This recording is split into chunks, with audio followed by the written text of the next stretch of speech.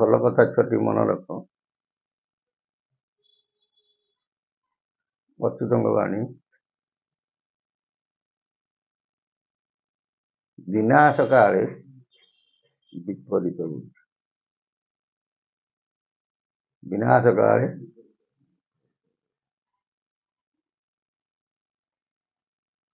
ତମେ 30 ବର୍ଷ 35 ବର୍ଷ ତଳକୁ ପଳାଅ, ସେତେବେଳେ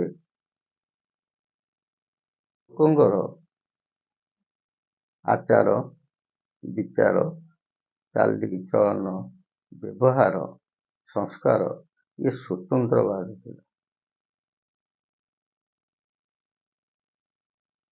ଗୁରୁଜନ ଲଘୁଜନକୁ ସମ୍ମାନ ଦଉଥିଲେ, ଶିଷ୍ୟ ଗୁରୁଙ୍କୁ ସମ୍ମାନ ଦେଉଥିଲା, ସ୍ତ୍ରୀ ସ୍ୱାମୀକୁ ସମ୍ମାନ ଦେଉଥିଲା, ପୁଅମାନେ ବାପା ମାନଙ୍କୁ ସମ୍ମାନ ଦେଉଥିଲେ। କିନ୍ତୁ ବର୍ତ୍ତମାନ ସମୟରେ ତା ଆଉ ନାହିଁ। ଅଛି ବାପ ପୁଅ ବସି ସାଙ୍ଗ ହେଇ ମଦ ପିଇ,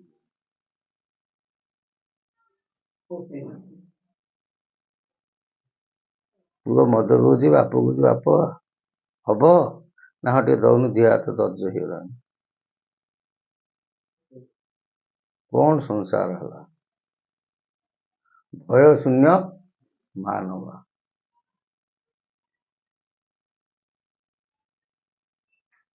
ବର୍ତ୍ତମାନ ସ୍କୁଲ ମାନଙ୍କରେ ଆଉ ଅଛି ଦଣ୍ଡବିଧାନ ଅଛି? ଆମେ ଯେତେବେଳେ ପାଠ ପଢୁଥିଲେ କନିଆରୀ ଛାଟ ପାଜିରେ ପିଠିରେ ବାଜୁଥିଲା, ନହେଲେ ଆଣ୍ଠୁ ତଳେ ଗୋଡି ଦେଇକି ଖରାରେ ବସେଇ ଦଉଥିଲେ ଗୁରୁଜୀ। ନହେଲେ ସେତେବେଳେ ଡଷ୍ଟର ଥିଲା, କାଠ ଡଷ୍ଟର, ଟେବୁଲ ଉପରେ ଆଙ୍ଗୁଠି ଛେଚା ହଉଥିଲା, ହଉନଥିଲା?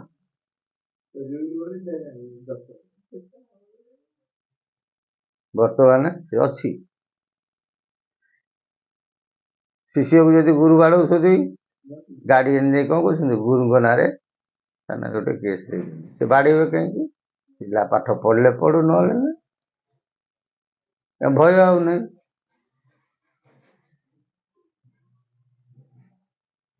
ନାରୀ ଆଉ ସ୍ୱାମୀ କି ପୂଜା କରୁଛି, ସ୍ୱାମୀଙ୍କ ନାଁ ଧରି ଡାକୁଛନ୍ତି, ଡାକୁନାହାନ୍ତି? ହାତରୁ ଗୋଟିଏ ଲେଖା ନାରୀ, ଏପଟେ ପିନ୍ଧିବା କଥା ଚୁଡ଼ି, ଏପଟେ ପିନ୍ଧିବା କଥା ଚୁଡ଼ି। ସେ ବର୍ତ୍ତମାନ ଗୋଟେ ହାତରୁ ଖୋଲି ଦଉଛନ୍ତି, ଗୋଟେ ହାତରେ ଘଣ୍ଟା ଦେଇ ଦଉଛନ୍ତି।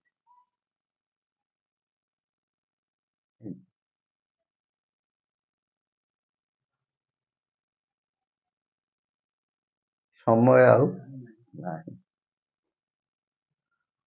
ଗୋଟେ ମା ଲୋକ ବା ଗୋଟେ ସ୍ତ୍ରୀ ଲୋକ ବୁଢୀ ହେବେ ପଛେ ତାଙ୍କ ମୁଣ୍ଡରୁ ଉଢୁଣା ବସେ ନାହିଁ। ବର୍ତ୍ତମାନ ଆଉ କିଏ ଉଢୁଣା ଦଉଛନ୍ତି? ଉଢୁଣା କାହା ପାଇଁ? ସ୍ୱାମୀ ପାଇଁ। ସିନ୍ଦୁର କାହା ପାଇଁ? ସତୀ ପତି ପାଇଁ। ବର୍ତ୍ତମାନ ଅଛି ସତୀ ସିନ୍ଦୁର ନାହିଁ କି ପତି ସିନ୍ଦୁର ନାହିଁ। ସ୍ୱାମୀ ଥାଇ ସ୍ତ୍ରୀ ମାନେ କଣ କରୁଛନ୍ତି? ଅନ୍ୟ ପୁରୁଷ ସହିତ କଣ କରୁଛନ୍ତି? ରମଣ କରୁଛନ୍ତି।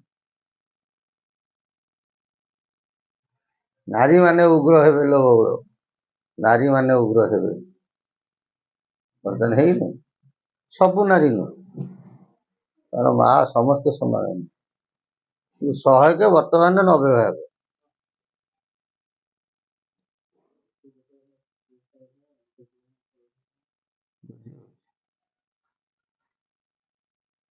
ତାପରେ ଆସ ପୁତ୍ର ପିତା ପୁତ୍ର। କେତେ କଷ୍ଟ କରିକି ଛୁଆଟିକି ପାଠ ପଢଉଛି, ବାପାଙ୍କର ଭୁଲ, କାରଣ ବାପା ତାକୁ ନୀତି ଶିକ୍ଷା ଦେଇପାରିବେ। ଖାଲି ପାଠ ପଢିବ କିନ୍ତୁ ବଡ ହବ, ଟଙ୍କା ରୋଜଗାର। ବାପାଙ୍କ ମୁଣ୍ଡରେ ଏଇ ଜିନିଷ ବସିଗଲା। ପିଲାଟିକି ପାଠ ପଢେଇଲେ, ପିଲା ସେଠି ଚାକିରି କଲା, ପଦାରେ ରହିଲା, ଆଉ ବାପା ମାଆଙ୍କୁ ଆଇଲାଣି ପାଖକୁ, ତାକୁ କ'ଣ କରୁଛୁ? ବୃଦ୍ଧା ଆଶ୍ରମ ନେଇ ଛାଡ଼ି ଦିଆଯାଉଛି। ସେବା କରିବାକୁ ପଡ଼ିବ। ତେଣୁ ଏଗୁରା ସବୁ କାଳକ୍ରମେ କ'ଣ ହେଲାଣି? ସବୁ ଲୋପ ହେଇଗଲା।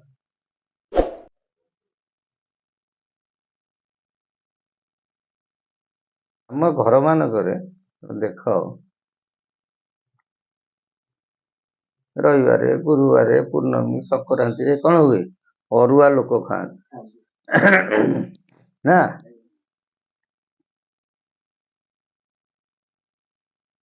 ଆଇଁଷ କେହି ଖାଆନ୍ତି ନାହିଁ। ଅରୁଆ ପ୍ରସାଦଟାକୁ ଗୋଟେ ସ୍ୱତନ୍ତ୍ର ସମ୍ମାନ ମିଳେ। କାହିଁକି? ଜଗନ୍ନାଥଙ୍କ ପାଖେ ମହାପ୍ରସାଦ ହେଉଥିବା ହେତୁ ଅରୁଆ ପ୍ରସାଦକୁ ସମସ୍ତେ ସମ୍ମାନ ଦିଅନ୍ତି। ଆମ ଛୁଆବେଳ କଥା ତମର ମନ ଥିବ, ସେତେବେଳେ ଗୋଟେ ଭୋଜି ହଉଥିଲା, ବାହାଘର ହୁଏ। ଆମେ ଯେତେବେଳେ ଯାଉ କ'ଣ ହୁଏ? ଉଷୁନା ଭାତ ହୁଏ, ମାଛ ତରକାରୀ ହୁଏ, କି ଆମିଷ ଯାହା ହୁଏ ସବୁ ହୁଏ। ବର୍ତ୍ତମାନ ତା ଅଛି? ପଲଉ ହଉଛି ନା ନାଇଁ? ନହେଲେ ଜିରା ରାଇସ୍ ହଉଛି, ତା ସାଙ୍ଗକୁ ଚିକେନ ହଉଛି, ତା ସାଙ୍ଗକୁ ମଟନ ହଉଛି। ହଉନି? ହଉଛି ନା ହଉନି?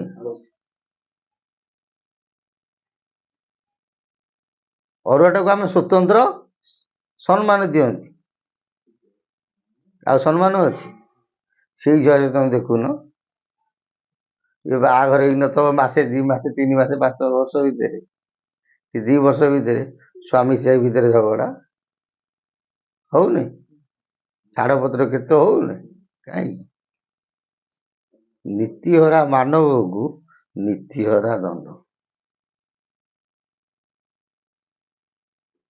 ଗୋଟେ ବାହାଘର ହଉଥିବ, ଲୋକ ମଦ ମାନେ ଲୋକଙ୍କୁ ବାଣ୍ଟି ଦଉଥିବେ, କ'ଣ 1000 ଟଙ୍କାର ମଦ କିଣିକି ଆଣି ଦେଇ ଦଉଥିବେ। ଗୋଟେ ଭିକାରୀ ଯଦି ବସି ଖାଇବାକୁ ମାଗୁଥିବ, ତାକୁ ଦେବେନି। ଦେବେ? ଦେବେନି। ବ୍ରାହ୍ମଣ ଯଦି କହିବ 2000 ନେବାକୁ, ତାକୁ ଦେବେନି। ବାରିକ ଯଦି କହିବ 3000 ନେବାକୁ, ତାକୁ ଦେବେନି। ଆମ କଥାଟା ବୁଝୁଛ? କାରଣ ସିଏ ନେଲେ 5 ପ୍ରାଣୀ ପୋଷିବ। କିନ୍ତୁ ଆମେ ମଦ ପିଇଦବା ଲକ୍ଷ ଲକ୍ଷ ଟଙ୍କା।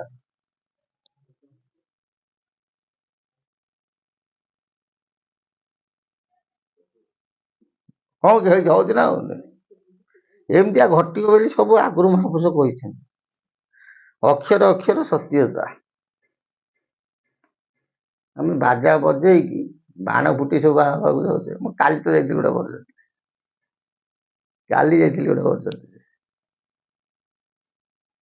ଝାରପଡ଼ା ଯାଇଥିଲି, ଲକ୍ଷ୍ମୀ ସାଗର।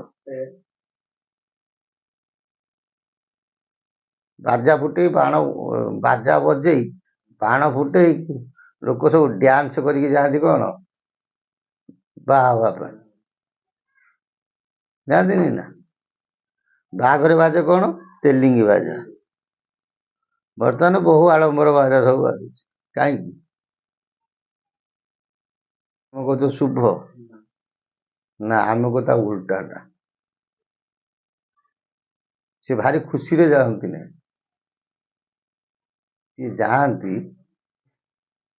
ସେ ଜଗତକୁ କହି କହିକା ଯାଉଛି। କିଏ ସେ ବର? ଏ ଯୋଉ ରୋଷଣୀ କରି ଯାଉନାହାନ୍ତି ନା, ସିଏ କହି କହିକା ଯାଉଛି, ହେ ଜଗତବାସୀ, ମୁଁ ଆଜିଠୁ କ'ଣ, ମୁଁ ଉଠିଲି ଗୋଟେ ଉଡ଼ନ୍ତା ପାରା। ଆଜିଠାରୁ ମୁଁ ମାୟା ବନ୍ଧନରେ କ'ଣ ହେଲି?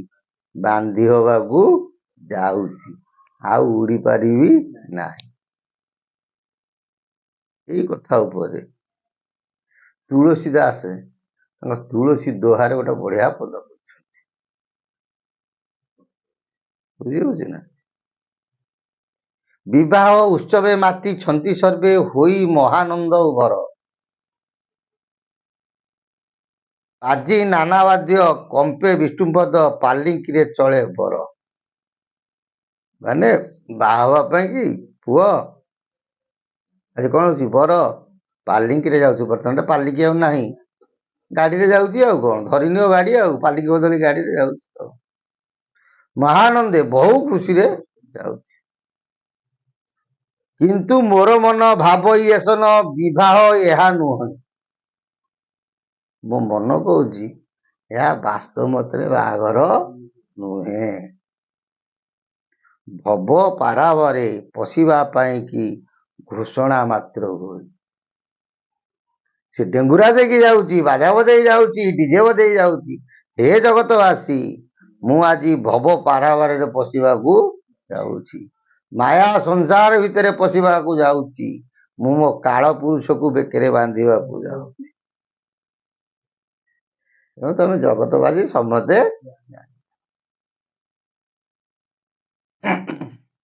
ଆଉ ଭୋଜିରେ ଜିରା ରାଇସ୍ ପଲଉ ସାଙ୍ଗରେ ଚିକେନ ମଟନ ହଉଛି, ସେ ସମୟଟା ଦେଖ ପୁଅ ଝିଅ ହର ଗୌରୀ ରୂପରେ ପୂଜା ହୁଅନ୍ତି, ସେ ସମୟରେ କାହାକୁ ଶରଣ ହୁଅନ୍ତି ନାହିଁ। କିନ୍ତୁ ଭୋଜନ କଣ ହଉଛି? ଦାନବ ଭୋଜନ। ବିବାହ ହଉଛି ଦେବତା ବିବାହ, ଭୋଜନ ହେଲା ଦାନବ ଭୋଜନ। ଇଏ କଣ ଯୁକ୍ତିଯୁକ୍ତ?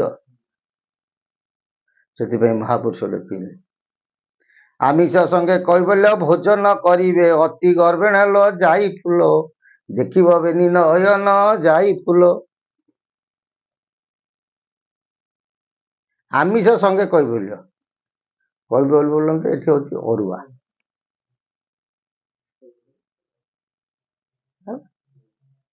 କୈବଲ୍ୟ ଆମିଷ ସଙ୍ଗେ କୈବଲ୍ୟ ଭୋଜନ କରିବେ ଅତି ଗର୍ବେଣ। ଆଜି ଭୋଜିଟା ଭଲ ହେଇଛି ରେ, ନାଇଁ ଭାରି ଗର୍ବ କରିବେ। ଦେଖିବ ବେନି ନୟନ, ହେ ଦ୍ୱାଦଶ ଗୋପାଳେ ତମେ ଆଖିରେ ଦେଖିବ। ଯେତେବେଳେ ଛୁତୁକ ସବୁ ଆସିବ, ଜାଣିବ ବିନାଶର କାଳ ଆସିକି ପହଞ୍ଚେ।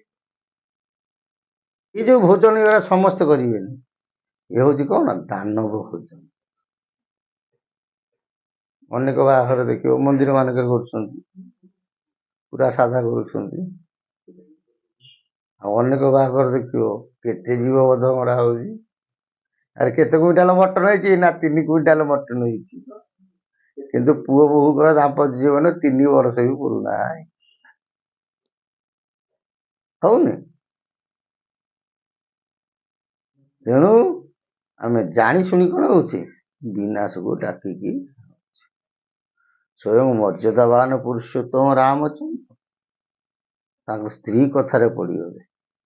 ମା ଜଗଧାତ୍ରୀ ଅଞ୍ଜନା ମା ଜଗଧାତ୍ରୀ ପରମ ବୈଷ୍ଣବୀ ମା ସୀତା କହୁଛନ୍ତି, ଜାନକୀ କହୁଛନ୍ତି, ହେ ସ୍ୱାମୀ ତମେ ମତେ ସୁନାର ମୃଗଟାକୁ ଆଣିକି ଦିଅ। ରାମଚନ୍ଦ୍ର ମତିଭ୍ରମ ହେଇଗଲା, ଜାଣିପାରିଲେନି ଯେ ସଂସାର ଭିତରେ ଗୋଟେ ମୃଗ ଅଛି, ସୁନାର ମୃଗ କୋଉଠି ତ ନାହିଁ। ଇଏ ସେଠୁ କଣ କଲେ, ପତ୍ନୀ ଭଳିଆ ରାମ ହେଲେ ମତିଭ୍ରମ ଏଣୁ ପଡିଲା ଅକାଳ ବିପଦ। ସ୍ତ୍ରୀ କଥାରେ ଗୋଟେ ସୁନା ମୃଗ ପଛରେ ଉଡେଇଲେ, ଯାହାପରେ କଣ ହେଲା ଅନେକ ବିପଦ। ସେମିତି ଆମେ ସମସ୍ତେ ମାୟାରେ ଆଜି ବାଇ ହେଇଯାଉଛେ, ବୁଝିହଉଛି ନା? ଆମେ ଏମିତି ଜାଲରେ ମାୟା ଜାଲରେ ପଡିଛେ, ଇଏ ସେସବୁ କଣ ରାମଚନ୍ଦ୍ର ପରି ବିନାଶ କାଳେ ବିପରୀତ ବୁଦ୍ଧି। ଜୟ ଜଗନ୍ନାଥ। ପ୍ରଭୁଙ୍କ ସଦିଚ୍ଛା ପୂର୍ଣ୍ଣ ହଉ। ବୋଲ ଆନନ୍ଦ ଭଗବାନ।